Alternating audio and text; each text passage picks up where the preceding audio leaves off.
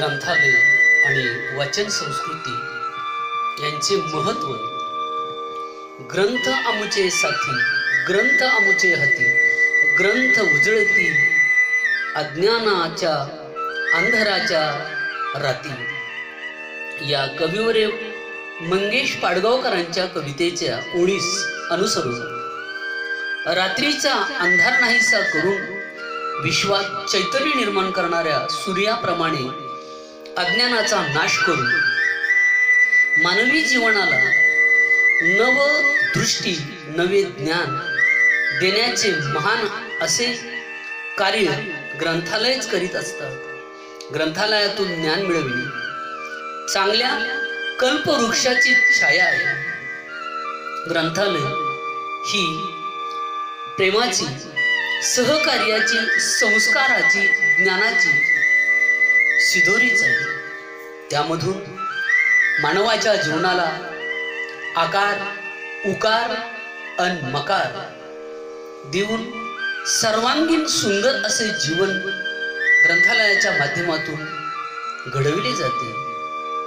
पूर्वी शिळा, भूर्जपत्र, धातूचे पात्र, ताडपत्रे, कापड अशा अनेकविध अवर्णातून, अवस्थातून अनेक अवस्था पार करीत लिपिबद्ध भाषारूप सध्याच्या ग्रंथरूप अवस्थेपर्यंत पोहोचले आहे.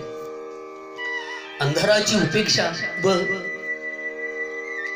प्रकाशाची पूजा व स्वार्थापेक्षा सेवा श्रेष्ठ आपल्या राष्ट्रावर निरपेक्ष भावनेने प्रेम हे संस्कार आमच्यावर बालपणापासूनच ग्रंथालय करीत असतात.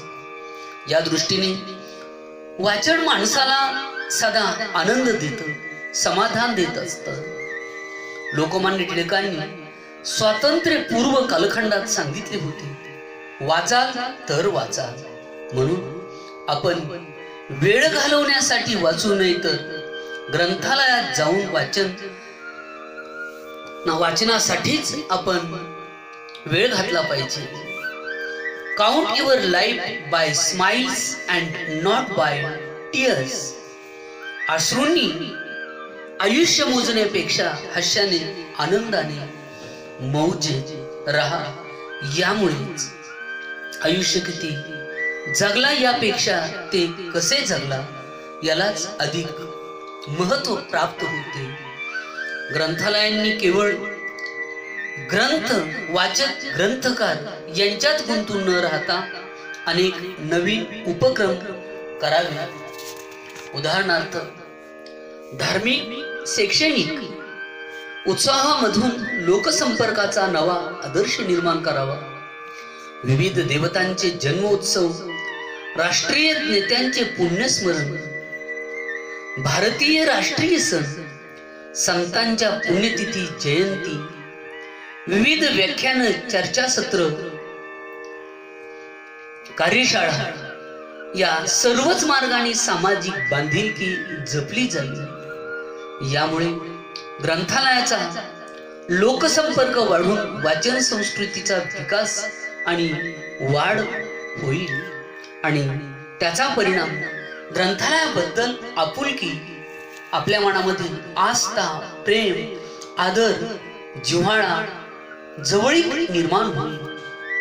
पूर्वी आपल्याकडे पुस्तके हे ग्रंथालयात सुरक्षित राहावी म्हणून अध्ययन, अध्यापक, संशोधकास शक्यतो ती दिली जात नसत. कारण कोणी ती चोरू नये किंवा ती सुरक्षित राहावी इतकीच या ग्रंथालयाची काळजी मोठ्या प्रमाणावर घेतली जात असे. त्याला ग्रंथपाल असे म्हणत असत. म्हणजे जो ग्रंथालयाचं पालन करतो, संवर्धन करतो, वाढविण्याचा प्रयत्न करतो त्याला ग्रंथपाल असं म्हटलं जात असत.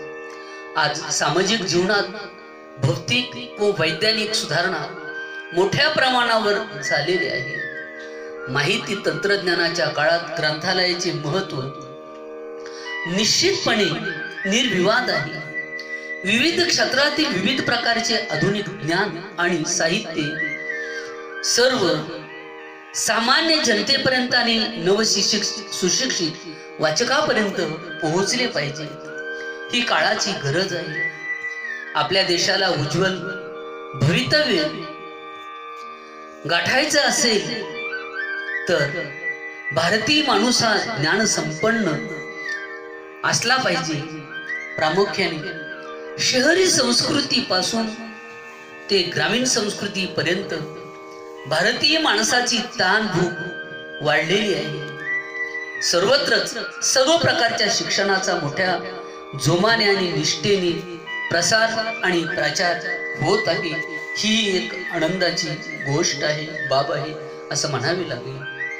अशा परिस्थितीत ग्रंथालयाच्या चळवळीनेही मागे राहता कामा नये. सर्वच ग्रंथावर प्रेम करणारे वाचन वेडे वाचक आणि कर्तव्यदक्ष ग्रंथपाल हे काम अतिशय जोमाने आणि निष्ठेने करतातच असे नाही, तर त्यांनी ते करावे. ग्रंथपाल हे केवळ ग्रंथाची आवक जावक नोंदविणारे ग्रंथपाल असता कामा नये, तर ते वाचकांचे मार्गदर्शक आणि वाट्याडेही बनले पाहिजे.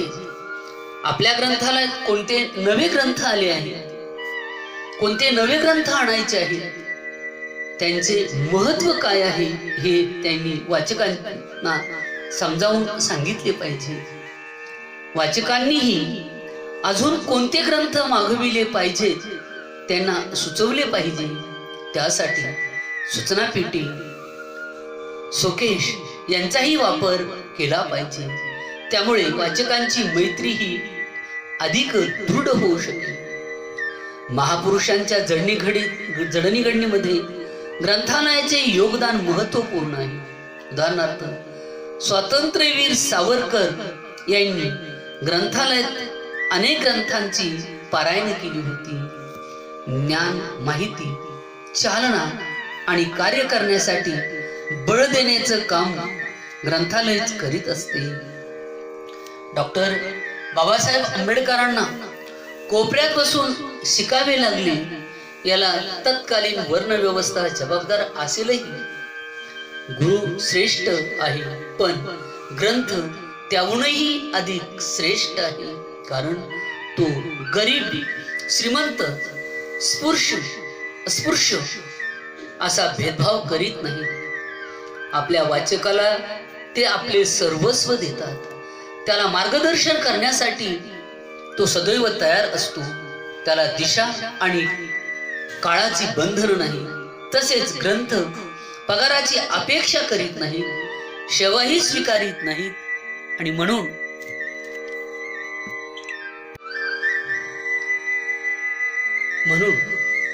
खरोखर ग्रंथ हे महान गुरु आहे. कारण ग्रंथाला ही ज्ञानाची सदावर्त म्हटलं तर अन्न छत्रालय, ज्ञान छत्रालय आहे.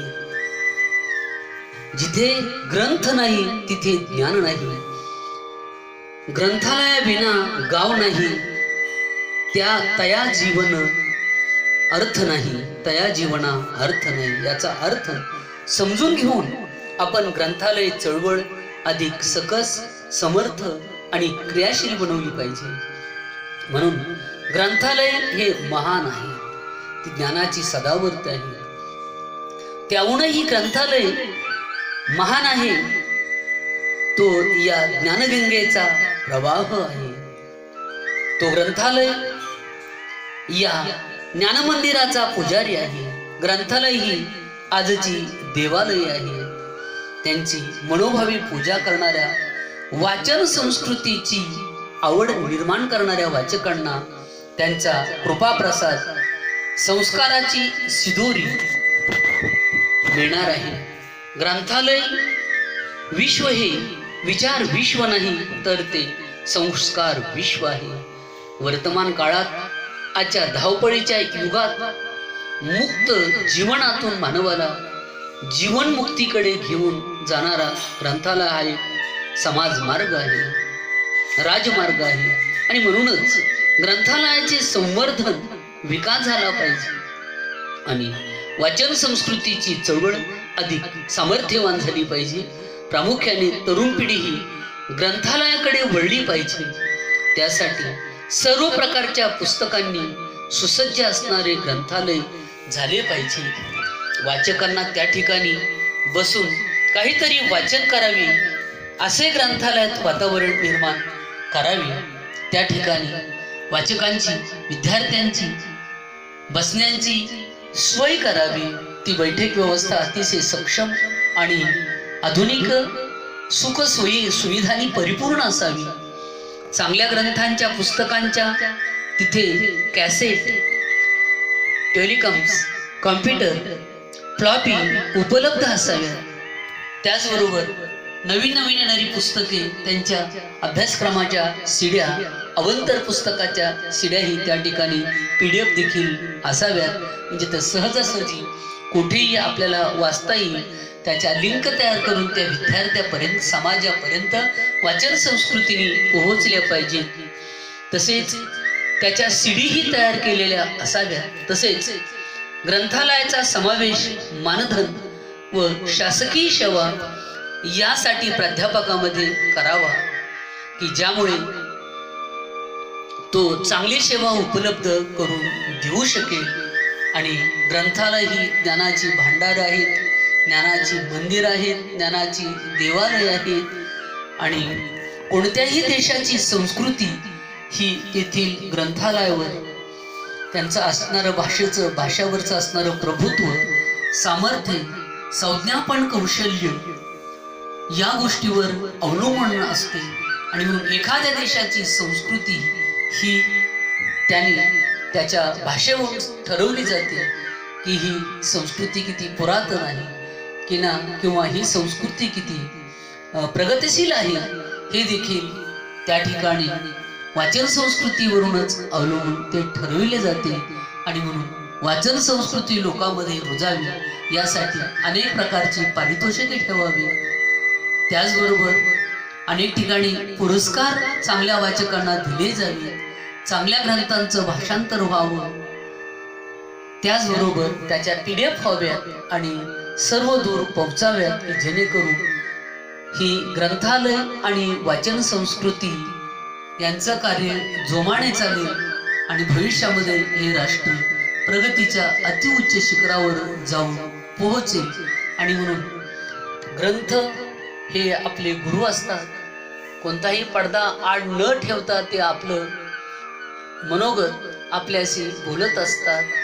एरवी मित्र हे प्रसंगी दूर जातात, पण ग्रंथालय हे सर्व अंतःकरण आपल्या पुढे उकळून दाखवत असतात. आणि म्हणून या ग्रंथालयाचा फायदा, लाभ आणि त्याचं संवर्धन करणं, त्याची जोपासना करणं, वाचनाचं व्रत घेणं, ही कामे आपण ही ग्रंथालयाची आणि वाचन संस्कृती जोपासताना करायला हवीत. तरच तरुण पिढीला हे राष्ट्र प्रगतीच्या अतिउच्च शिखरावर आपल्याला सर्वांना त्या ठिकाणी घेऊन जाता येईल.